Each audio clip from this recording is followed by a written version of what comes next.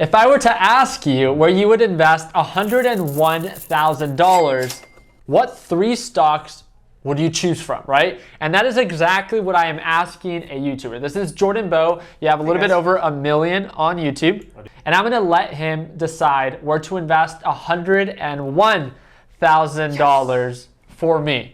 And I'm gonna give him 3 different stocks to choose from. What's going on, team? It's Ricky with TacBud Solutions here with another video. And you guys really liked the previous 2 videos. And all you have to do is, if you guys want me to continue to make these videos, make sure you drop a thumbs up and consider subscribing. So Jordan is not only big on YouTube, but also has a large following on other social media platforms such as Instagram, Twitter, and of course, TikTok. You can see some of his dances on TikTok. Huge dance guy. Huge dance guy. So Jordan is also a really big car guy. So I selected 3 stocks, well, 2 stocks that I think align with him as an individual, and the third one is a funny surprise. So I really hope that you enjoyed this video, but most importantly, I hope that you learned something new. Let's jump on into my screen. The first stock that we're going to be talking about, Jordan being a big car guy, we're going to select Ferrari. Of course. But Ferrari is not a good deal right now. Oh, we just looked at it, what yeah. are you looking at me? So if you look at ticker symbol RACE, one of the big things that I like to focus on is overall direction and who likes to overpay for things. Not at all, right? You actually did a really good job. You bought your Porsche GT3 or GT4, yeah, and you sold it, yeah, for a profit? No, I actually have never said that on my channel yet because I did. What? I bought my GT4 for 98. I sold it for 1075. Like 13K miles. Boom. You know, you bought it for a good deal, yeah, and you sold it for a better deal for someone else. Yeah. So, which means I didn't take risks. I should have taken more risks. I should have bought high. No. So the reason that we're not going into Ferrari is this is ticker symbol RACE, and if you look at this on the day chart, you can see that it has a very common resistance level right around 225. Almost every single time that it breaks above 225, it pulls on back. It pushes up, 225, 220, pulls on back. 220, pulls on back. 230, pulls on back. It just hit highs of 225. It's a little bit more on the overbought side. The RSI indicator, as you can see right there in the MACD, are good indicators to identify when a stock is overbought. So I don't like to overpay for a stock. And if I'm going to let him decide where to invest $101,000, it's definitely not going to be on something that is overbought. But what is a very reliable car manufacturer? I know it. It's Toyota. Yep. Yeah, I'm huge. So he told me to try to invest into Volkswagen because he's really into Porsche, and Volkswagen owns Porsche, but I own a Jetta too. I just bought a Jetta. Yeah, but you also just bought a Jetta. No, that's not a Jetta. It's a Jetta. You've seen it. It's white. It's a little 4-door Jetta. An Audi. No, it's not. But the thing that I really like about T-Mobile, and you guys can let me know in the comment section if you agree, is first off, what's a car manufacturer that everyone kind of appreciates, right? It runs forever. It's a great quality company. It's been here forever, and it's probably not going anywhere. Toyota has been absolutely killing it, and although it has recently pulled on back, it tends to experience lower volume. The thing that I most importantly like to pay attention to are 3 things. Direction. So one thing that I said before is I like to focus on stocks that are bullish, meaning that they indicate signs of an uptrend over a period. Now you have to turn it around so they can see it. Sorry. They just assumed. Yeah. So bullish, meaning that showing signs of a continuous uptrend pattern. In a very simple, example can be you want to put your money and invest your money in areas that are showing signs of consistent growth. So looking at Toyota, I get that. By looking at 108 and seeing where it's at now, for the past year, it's done very, very well. The direction is in my favor. The second thing that I like to focus on is consistency. Is this all of a sudden at 187 and then it pulls on back to 108 and then it drops to 50 and then it recovers? No. Right? There's a consistent uptrend pattern, and it validates the moving average, which is this light green line, where it validates this as a support, and then it pushes up, pulls back, support, then pushes up, support, pushes up, pulls back, support, pushes up, and now it's pulling back again to that moving average. Yep. Now, it doesn't mean that it's, not one indicator is correct 100% of the time, but the idea of an indicator is to use it as a reference. So because of the direction, because of the consistency, and now because Toyota has recently pulled on back, if we buy Toyota at the current price point that it's at, from 173, and if it were to make a recovery to 187, which is previous highs, that would offer about nearly an 8% return in a perfect trade. There's no such thing as a perfect trader, so realistically, even if I make 5% out of that 8%, that's something to work towards. Now, I already know Jordan, and I know that out of the 3 stocks that we're going to be talking about, that is probably not going to be his pick, as he is a little bit, he's young,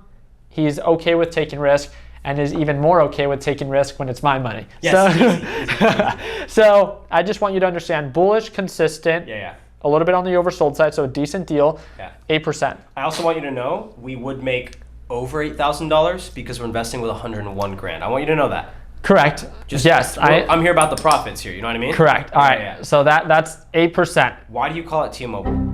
Did I call it T-Mobile? You keep calling it T-Mobile. I meant Toyota. And I get very confused. Well, I'm really happy. You actually, at one point, I think you said T-Mobile, Toyota. Maybe you guys let me know on that. I was not maybe T-Mobile bought Toyota. I You know where I think this is coming from? I see TM, and I used to work at T-Mobile. You did. You're trying to sell a phone right now. I was trying to sell you a phone, man. All right. And I'm not buying a T-Mobile phone because they're shit. Yeah, okay? I have Verizon now. Can I cuss? Sure. Good. Thank God. Fuck. Okay. All right. Moving on to the next one. Big social guy. Huge. What recently was announced about social media? We just talked about it. You heard about it before. I don't know the specifics and I'm going to butcher it. I just know something that made Apple look good and everyone else look bad for the future. So Apple just announced that it's a specific term, and I think it's like ATT. But the whole idea behind what they announced is that it's their privacy policy. They are no longer, right, Apple being a manufacturer of these devices is no longer allowing third-party platforms such as social media platforms, Pinterest, Facebook, Instagram, well, Facebook owns Instagram, Google, Twitter, to track and collect that data to more accurately target, for marketing purposes, these individuals. So because of that restriction that Apple is implementing, that is causing those 5 different platforms, Pinterest, Google, Facebook, Twitter, and Pinterest. I think you said Pinterest twice. That's okay though. We like Pinterest, so I think they deserve that. Yeah, I think they deserve it. So we're no longer allowing those platforms to target these individuals as aggressively by collecting third-party data. And now people are also theorizing that because of all the information Apple has recorded, that they're going to start their own search engine one day, and they're also going to do some sort of marketing platform. So I think that's where you took it as that was an incentive for Apple versus something just a future assumption, which is probably causing people to. Yeah, that's from your news. So correct, but this is what is causing Facebook being down 5.6%. If you actually think about it, Facebook has a market cap nearly of $1 trillion, so it's 910 billion. It pulling back 5% is pretty significant, right? It's one of the most valuable companies in the world. But again, let's get down to the basics. I love Facebook, and let's be honest, it's probably not going anywhere. It's bullish.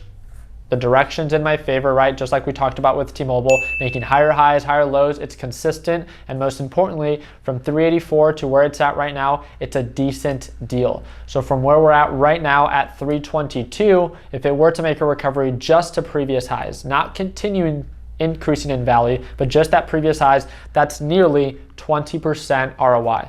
Something worth taking into consideration. $21,000. If it were to make a full recovery in a perfect world. Not bad, right? It's going to though. It's Facebook. And Mark is going to make it happen. I agree. Yeah. One of the things that I really like sharing on this channel is how I would choose to take advantage of it, right? So I'm talking about working with $100,000. People watching this video might have more money or might be starting to invest with less money. So if, let's say, you have $1,000, the way that I like to invest or the way that I like to trade is I don't want to just buy all at once $100,000 or $101,000. The way that it would make sense, so Jordan is yawning over there, is... You're boring me, dude. Yeah, I can tell. All your money at once. No, well, let me explain to you one of the main reasons and how it is that I like to do it. A very common mistake that a lot of people make is they buy when a stock is still selling off. Facebook's selling off right now, going all in, and then guess what happens? If it continues to sell off, and if I have no more money left over to buy more, then all I'm hoping for is for it to recover, and if it doesn't and it continues to sell off, then I become an emotional mess because now I'm questioning my original intention. Is Facebook actually going to recover? Right. Where, in my opinion, one of the things that I always like to talk about with my LPP team is the 3 stages of a reversal.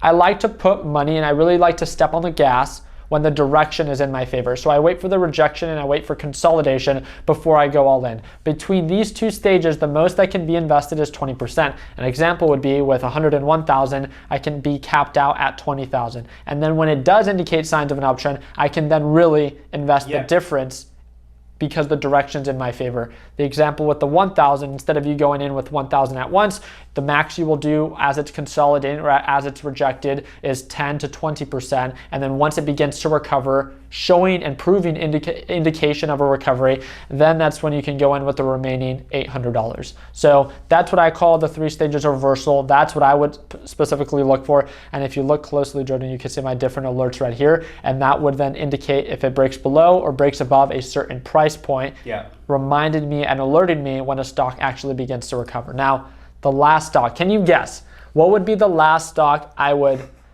select? You were laughing. So it has to be because I know you know the company, okay, but it would not be one that aligns with almost anything. It has nothing to do with social, nothing to do with cars. We talked about Crocs. Crocs has done really well, something that not a lot of people know. It's almost like a fad, right? Does it have to do with that concept of a company that's doing well that most people don't know are doing well? Yeah, you won't guess. You will not. Don't ask me these things. You won't Ricky. guess. Okay. Really? Really? Okay. See, I would have just assumed Kroger's always doing well. But it's also such an old company where you might have assumed that it's outdated. Yeah. Kroger in the past year has been absolutely killing it. And one of the main things that I'm paying attention to is, it's bullish, yes, it's consistent, and coming from previous highs of 47.88, from where it's at right now, it's actually beginning to indicate signs of an actual recovery, right? So we're in the consolidation phase. And we're almost into the new confirmation. So out of the 3 stages, we're going from 2 to 3, right? Yeah. Which I'm really happy that you brought that up. So dump 100% in. So if we were to make a full recovery, that's about 19%. But the reason I thought that this would be interesting is this was kind of my curveball to you. This offers a very similar ROI to Facebook. Correct. Yeah. So you're saying which one should we invest in? Out of the 3, which one? I'd say safety. You invest your money in Facebook. Okay, but is there a specific reason that if this was you would feel the most comfortable investing in Facebook versus Kroger? I would say... What about Facebook is most attractive to you? I feel like market cap's important on that. There's so many people in Facebook that it's going to be a lot less volatile, whereas you look at Kroger's had days where it just pumps to the moon and back down quickly. It's more easily pushed, So this market cap is 29, almost 30 billion versus Facebook being at 910 billion. Yeah. I don't think a lot of people at Facebook have bought and absolutely lost their ass as much as they had on Kroger. I can see that. So Kroger's a little bit more volatile. Yeah. So you could say that Facebook is a little bit more consistent and Correct. same offering or both offering very similar Return. potential. Yeah. I'd say Facebook. Yeah? Safer. But I like to take risks, so we should maybe just do Kroger. Wait, correction is... Okay, here, let's make sure here, because I might be fucking this up. Kroger food? Yeah, it's the like... They own like all the cereal and stuff like that too, right? Yeah. Yeah. They distribute... Oh, I like cereal though. This changes things. I'm a big cereal. Oh my God. So I put my money in cereal, Ricky. So Facebook. And I hate Facebook. No, okay. That's my workplace. I don't like it. So out of the 3, yeah, which one would you choose? Probably T-Mobile. You get it? Can we go back to Toyota? I forgot Toyota now. But we weren't gonna make a big return on Toyota, but we were definitely gonna make a return if we market cap 240 billion. I'd say best bet if it was me at home, sitting at home. I am more of a long-term trader, and I know that goes against everything we're doing here today. I would just put my money in Facebook because I know it's safe there. I like it. I really do agree with you where if it were me, actually Facebook is one of the stocks that I've brought up to the previous people that I've made these similar videos with. And not one has ever selected Facebook because either there's one that offers more ROI, but I do agree with Facebook, at least on the fundamental aspect and not just the technical aspect. In very simple terms, I don't see Facebook going anywhere. They're only getting bigger. And they might experience hiccups like this, just like any company. But these are short-term catalysts that bring the price down. But overall, big picture, we know that Facebook is about to enter one of the busiest times of year for marketing. And where do people market most? Google and Facebook. Correct. Right? Paid traffic, and I think that they're set to have a very strong performing Q4 as they've been able to have year over year. So it's something that I would really look forward to. Now, do I expect Facebook to make a full recovery in a day, in a week, in a month? No. And the beautiful thing, just like you said, is we don't need it to. Right? So I love the opportunity. I love the ROI. I love the direction. And I think that we would be getting it at a decent price. Facebook's got to be what, top 20 market cap?